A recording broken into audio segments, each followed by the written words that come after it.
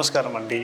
మెడపై నొప్పి అని middle aged women, home making women చాలామంది, ఇంకా ఎక్కువగా స్టాండింగ్ డిమాండింగ్ ఉన్న వాళ్ళు సఫర్ అవుతున్నారు. సో వాళ్ళ కోసం ఒక మంచి ఎక్సర్సైజెస్ ఎడ్యుకేషన్ ఇవ్వడానికి కోసం ఈ వీడియో. ఇన్ కేస్ మీకు పెయిన్ ఆల్రెడీ ఉంటే ఒక మంచి ఫిజియోథెరపిస్ట్ని కన్సల్ట్ అయ్యి వాళ్ళ గైడెన్స్తో చేయడం అనేది బెస్ట్. బట్ స్టిల్ దీనిలో ప్రాసెస్ ఎలా ఉంటుంది అని నేను ఎక్స్ప్లెయిన్ చేస్తానండి. యూజువలీ దీన్ని ప్లాంటార్ ఫేషియోసిస్ అంటారు. నా ఫుట్లో ప్లాంటార్ ఫేషియా అని ఒక స్ట్రక్చర్ ఉంటుందండి. ఆ స్ట్రక్చర్ హీల్ బోన్ నుంచి స్టార్ట్ అయ్యి మీ ప్రతి ఒక్క ఫింగర్కి బాల్ ఆఫ్ ద ఫుట్ దగ్గర ఎండ్ అవుతుంది అనమాట. ఆ ఫేషియాకి ఉన్న మంచి ఫంక్షన్ ఏమంటే, మనం ఎప్పుడైతే నడుస్తున్నప్పుడు, నిలబడుతున్నప్పుడు మన ఫుట్ అనేది వెంటనే గ్రౌండ్లో ఇంపాక్ట్ అవ్వకుండా ఆ ఫోర్స్ని అబ్జర్వ్ చేసుకొని ఒక షాక్ అబ్జర్వర్ లాగా పనిచేసి ఈవెన్గా ప్రెషర్ని డిస్ట్రిబ్యూట్ చేస్తుంది అనమాట. అలాంటి స్ట్రక్చరు మనం ఎక్కువసేపు నిలబడుతున్నప్పుడు ఏమవుతుందంటే స్ట్రెచ్ అయ్యి మీకు అక్కడ చిన్న చిన్న మైక్రో టేర్స్ రావడం అనేది జరుగుతుంది. ఇనిషియల్గా మనం తక్కువ సేపే నిలబడుతున్నప్పుడు ఆ మైక్రో టేర్ అనేది ఆటోమేటిక్గా హీల్ అయిపోతుంది. కానీ ఇన్ కేస్ మనం ఎక్కువసేపు నిలబడదాం అన్నది మనం డైలీ రొటీన్లో ఉంటే ఆ హీలింగ్ కెపాసిటీ అనేది తగ్గి మనం మళ్ళీ చేస్తున్న స్ట్రెయిన్ అనేది ఎక్కువయ్యి దానివల్ల మీకు హీలింగ్ అవ్వకుండా రీస్ట్రెయిన్ అనేది జరుగుతుంది అనమాట. ఇలా జరుగుతూనే ఉంటే over the period of time మీకు ఏమవుతుందంటే ఇనిషియల్గా అది ఇన్ఫ్లమేషన్ స్టేజ్ నుంచి డీజనరేషన్ స్టేజ్కి వెళ్ళిపోతుంది. అలా వెళ్ళిపోయినప్పుడు ఆ ప్లాంటార్ ఫేషియా కానీ ఒక స్ట్రెంత్ ఉంటుంది కదా, ఆ స్ట్రెంత్ కూడా తగ్గిపోయి మీకు అది కొద్దిసేపు నిలబడితే కూడా పెయిన్ వచ్చేస్తుంది. యూజువల్లీ ఇలా మీరు over the period of time ఒక రోజు మొత్తం మీరు నిలబడి స్ట్రెయిన్ చేస్తారు కాబట్టి నైట్ టైంలో మీరు నిద్రపోతున్నప్పుడు అక్కడ మీకు ఇన్ఫ్లమేషన్ జరిగి అది హీల్ చేస్తుంది.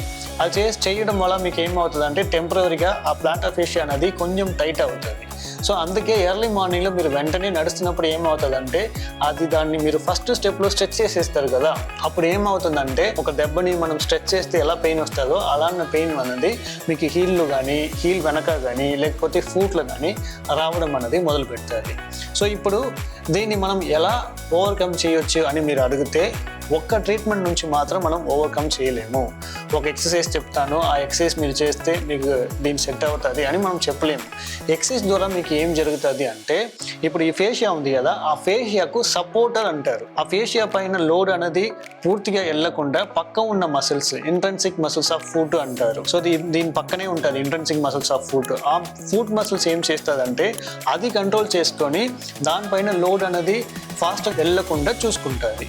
అలాగే మీకు ఇక్కడ కాఫ్ మసిల్ అని ఉంటుంది. ఆ calf muscle length as well as strength ఇది రెండుమే ప్రాపర్గా ఉంటే ఈ ఫుట్ అనేది మంచిగా రేంజ్తో వెళ్తుంది. అప్పుడు ఇక్కడ పడుతున్న టెన్షన్ అనేది తక్కువగా పడుతుంది. అలాగే ఆర్చ్ సపోర్టర్ అంటారు, దాన్ని స్లింగ్స్ అంటారు. యూజువల్లీ మీకు మసిల్ పేరు వచ్చేసి టిబియాలిస్ పోస్టీరియర్ అంటారు. అది ఏం చేస్తుంది అంటే ఇక్కడ నుంచి వచ్చి ఇలా పైకి వెళ్తుంది అనమాట.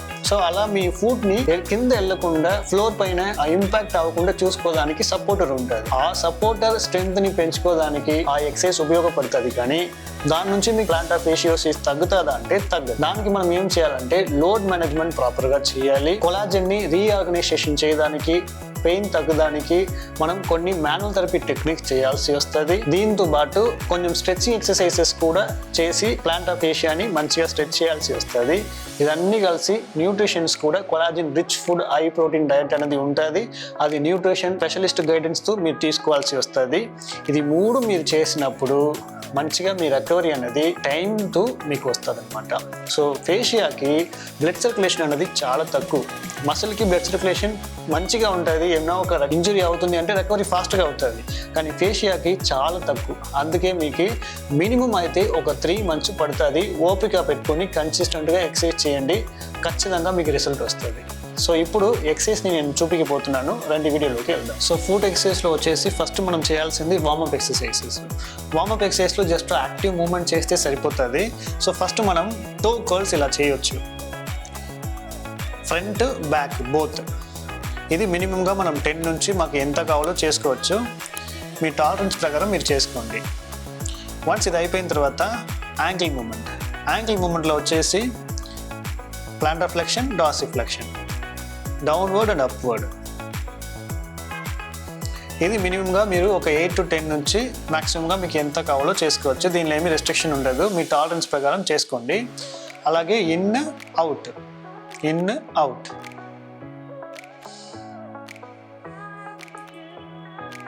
సో ఇక్కడ దాకా మీకు వార్మప్ ఎక్సర్సైజ్లో వచ్చేస్తుందండి. సో వన్స్ ఇది అయిపోయిన తర్వాత మీరు కొంచెం కోఆర్డినేషన్ ఎక్సర్సైజెస్ చేస్తే మీ ఫుట్లో ఉన్న ఒక పర్టికులర్ మసిల్స్, ఇంట్రెన్సిక్ మసిల్స్, అది మీకు స్టిమ్యులేట్ అయ్యి మీ ఫుట్లో ఉన్న ఒక పర్టికులర్ ఇంట్రెన్సిక్ మసిల్ అనేది యాక్టివేట్ అయ్యి ఇంకా మీకు హార్ట్ సపోర్ట్కి హెల్ప్ అవుతుంది.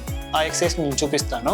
ఈ ఎక్సర్సైజ్ని టో యోగా అంటారు. సో దీన్ని ఎలా చేయాలంటే మంచిగా దీనిపైన కాన్సన్ట్రేషన్ చేసి ఈ 4 ఫింగర్స్ని కింద ఉంచేసుకొని ఈ ఒక బొటల్ వేల్ని మాత్రం ఇలా పైకి లేపాలన్నమాట. అలాగే ఇప్పుడు బొటల్ వేల్ని కింద పెట్టి మిగిలి ఉన్న 4 ఫింగర్స్ని పైకి లేపాలి. ఇలా మనం కోఆర్డినేటర్గా చేయాలి. ఇలా కోఆర్డినేటర్గా చేస్తున్నప్పుడు ఇంట్రెన్సిక్ మసిల్స్ మంచిగా యాక్టివేట్ అవుతుందని రీసెర్చ్ చెప్తుంది అని చెప్తున్నారు.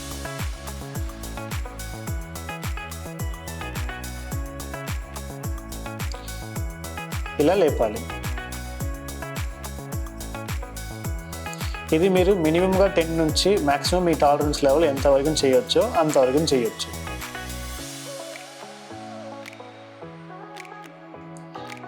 నెక్స్ట్ ఎక్సర్సైజ్ వచ్చేసి క్యాటర్పిల్లర్ వాక్. ఇది ఇంట్రెన్సిక్ మసిల్స్ ఆఫ్ ఫుట్ కోసమే చేస్తారు.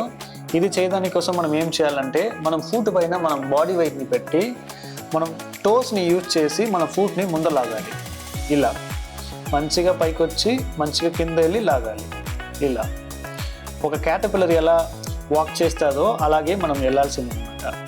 సో వన్స్ ఒక 5 to 10 కర్ల్స్ వెళ్ళిన తర్వాత మళ్ళీ వెనక పెట్టుకొని మళ్ళీ చేయండి. దీనిలో కూడా ఇంట్రెన్సిక్ మసిల్స్ ఆఫ్ ఫుట్ అనేది మంచిగా మీకు స్ట్రెంగ్తన్ అవుతుంది, యాజ్ వెల్ యాజ్ యాక్టివేషన్ అవుతుంది. సో ఇక్కడ నుంచి మీరు ఏం చేయొచ్చు అంటే దీనిలో ఇంకా ఒక వేరియేషన్, ముందు నుంచి మీరు ఇలా పెట్టి ఇలా వెనక రావచ్చు, ముందు నుంచి ఇలా వెనక రావచ్చు. ఇన్ కేస్ ఈ ఎక్సర్సైజ్ మీకు ఈజీగా ఉంది, దీన్ని మీరు నెక్స్ట్ లెవెల్కి తీసుకొని వెళ్ళి స్ట్రెంథనింగ్ చేయాలి అని అనుకుంటే మనం ఏమైనా ఒక బ్యాండ్ ఉంటే మనం దాన్ని వాడవచ్చు. నేను చూపిస్తాను ఎలా చేయాలని. ఇలా ఒక బ్యాండ్ మీ దగ్గర ఉంది అనుకోండి, దాన్ని జస్ట్ ఫుట్కి పైన పెట్టుకొని దీన్ని ఎక్కడైనా వెనక కట్టేసుకోండి. ఎవరైనా ఉంటే వాళ్ళని పట్టుకోమని చెప్పండి. సో వన్స్ ఇలా లాక్ చేసిన తర్వాత ఇది ఒక రెసిస్టెన్స్ లాగా యాడ్ అయిపోతుంది. ఆ రెసిస్టెన్స్ని మీరు చేయొచ్చు. ఇది దీనికి ప్రోగ్రెషన్ అనమాట. నెక్స్ట్ వచ్చేసి స్టాండింగ్ టో ఎక్స్టెన్షన్. మనం నిలబడి మన బాడీ వెయిట్ మొత్తం మనం కాలు పైన పెట్టేసుకొని ఇక్కడ నుంచి మనం ఏం చేయాలంటే ఇలా లేపాలి. ఇలా లేపినప్పుడు ఏమవుతుందంటే ఆటోమేటిక్గా ఆర్చ్ అనేది రైస్ అవుతుంది. ఇలా లేపి ఇన్ కేస్ మీకు ఈజీగా ఉంది అంటే 5 to 10 seconds ఇలాగే ఆపొచ్చు, ఆపి కింద పెట్టుకోవచ్చు. సో ఇనీషియల్గా దీన్ని ప్లాంటర్ ఫేషియల్ స్ట్రెచ్ అంటారు. మనం ఏం చేయాలి అంటే ఇలా కాల్ని పెట్టుకొని ఒక చెయ్యి అన్నది ఇక్కడ ఫుట్ బోన్స్ ఉంది కదా, మనం టోస్ని ఇలా వెనక లాగాలి. ఒక చెయ్యి నుంచి మనం హీల్ని హోల్డ్ చేయాలి. ఇలా మనం సెపరేట్ చేసినప్పుడు ప్లాంటర్ ఫేషియా అనేది మంచిగా స్ట్రెచ్ అవుతుంది అనమాట. సో దీన్ని 15 seconds నుంచి 30 seconds లాగా మినిమల్ ప్రెషర్తో హోల్డ్ చేయొచ్చు. 3 to 5 sets చేయొచ్చు. ఫుట్ పెయిన్ ఎక్కువగా ఉన్నవాళ్ళు స్టాండింగ్ ఎక్సర్సైజ్ని అవాయిడ్ చేసి కూర్చొని ఎక్సర్సైజ్ చేయడం బెస్ట్. కొంచెం మీకు టాలరెన్స్ లెవెల్ ఎక్కువ అయింది అన్నప్పుడు ఆ టైంలో మీరు స్టాండింగ్ ఎక్సర్సైజ్ చేయొచ్చు. ఎందుకంటే స్టాండింగ్ వల్లనే ఈ ప్రాబ్లం అనేది పెరుగుతుంది కాబట్టి ఇనిషియల్గానే మీరు స్టాండింగ్ ఎక్సర్సైజ్ ఎక్కువగా చేస్తే మీకు లోడ్ అనేది ఎక్కువై మళ్ళీ పెయిన్ వస్తుంది. అలా చేయకుండా కూర్చొని మీరు ట్రై చేయండి. నెక్స్ట్ ఎక్సర్సైజ్ వచ్చేసి ఈ టిబియాలిస్ పోస్టీరియర్ అని ఒక మసిల్ చెప్పాను కదా, ఆ మసిల్ కోసం మన దగ్గర ఇలా బ్యాండ్ ఉంటే దాన్ని బయట లాగేసుకొని ఇక్కడ నుంచి డౌన్ అండ్ ఇన్ మెల్లిగా చేయాలి. బ్యాండ్ మిమ్మల్ని లాగుతుంది. ఆ ఫోర్స్కి మనం వదిలేయకుండా మనం మెల్లిగా వెళ్ళాల్సింది. ఇలా చేసినప్పుడు ఆ పర్టికులర్ టిబియాలిస్ పోస్టీరియర్ అనేది మీకు స్ట్రెంథన్ అవుతుంది అనమాట.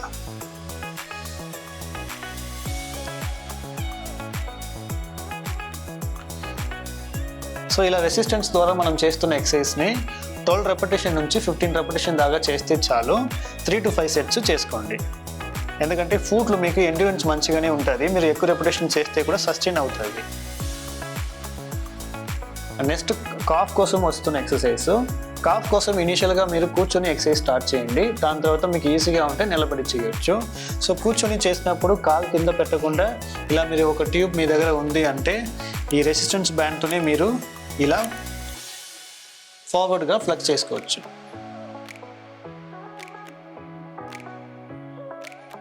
వన్స్ ఇది మీకు ఈజీగా ఉంది అనుకుంటే, ఇన్కేస్ అది మీకు ఈజీగా ఉంటే ఇలా కూర్చొని మీ బాడీ వెయిట్ని కాలు పైన పెట్టుకొని ఇలా మెల్లిగా మీరు లేపొచ్చు.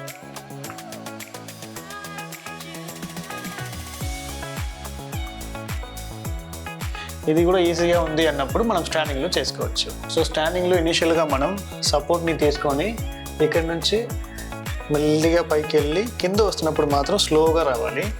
పైకి మీరు వెళ్తున్నప్పుడు ఫాస్ట్గా వెళ్తే కూడా పర్లేదు, కానీ కింద వస్తున్నప్పుడు మాత్రం మీరు మెల్లిగా రావాలి.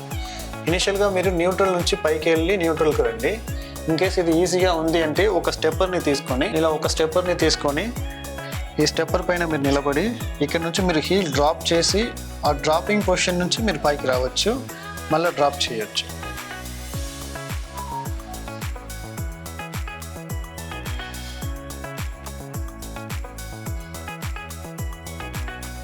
ఈ అన్ని ఎక్సర్సైజ్ స్ట్రెంథనింగ్ కేటగిరీలో వస్తుంది. ఈ స్ట్రెంథనింగ్ చేయడానికి ముందు మనం స్ట్రెచ్చింగ్ కొన్ని యాక్టివిటీ చేసుకుంటే పెయిన్ తగ్గుతుంది, యాజ్ వెల్ as మీకు స్ట్రెంథనింగ్ చేయడానికి ఈజీగా ఉంటుంది.